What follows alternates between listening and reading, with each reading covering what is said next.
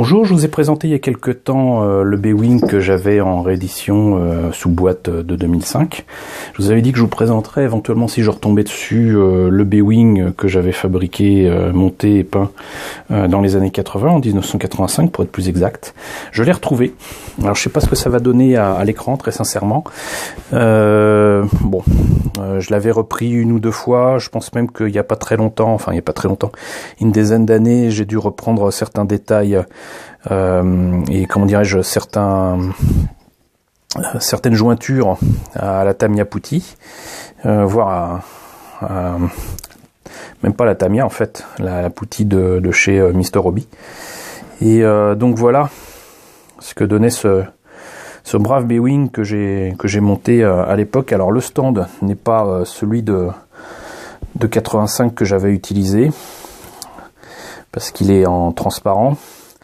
Celui que j'avais était il était fumé, c'est-à-dire qu'il était plutôt couleur en ambré, mais j'ai récupéré celui-ci que j'ai remis en état et que j'ai amélioré avec un petit polycap, les polycaps qu'on a souvent avec les Gundam ou autres maquettes japonaises, et ça m'a permis de faire tenir la maquette plus sereinement, parce que avec le temps le plastique finissait par se casser.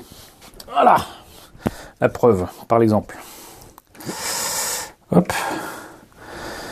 Donc évidemment ça ne veut plus tenir. Voilà, j'avais aussi un peu amélioré les armes ici avec des œillets en métal, et rajouter des option parts au bout. Je vous en reparlerai de ces fameux option parts. Et sinon, c'était la vieille maquette, donc il y avait les décalcomanies que j'ai pu mettre sur une des ailes, voilà, et sur cette partie-ci. Et sinon, qu'est-ce que j'avais fait à l'époque? Je l'avais peint en beige clair, et d'autres parties étaient en bleu-gris, on va dire. Et on voit bien que donc c'était la maquette des années 80, parce que le cockpit est fumé d'origine. Voilà, donc rien de particulier, rien de très captivant en termes de montage et de peinture. À l'époque, j'avais 15 ans, je m'en contentais facilement, mais je m'y serais pris autrement actuellement. Donc c'est pour ça que j'ai hâte de pouvoir me remettre à faire les autres B-Wing que je vous ai présentés, qui étaient encore sous boîte.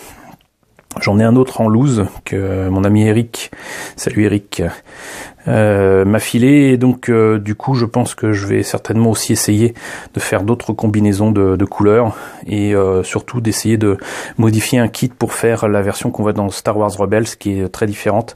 C'est pas exactement le même cockpit, il y a un autre cockpit, une tourelle peut-être, en tout cas le moyen d'avoir un copilote et un canonnier supplémentaire dans cette partie de l'aile ici.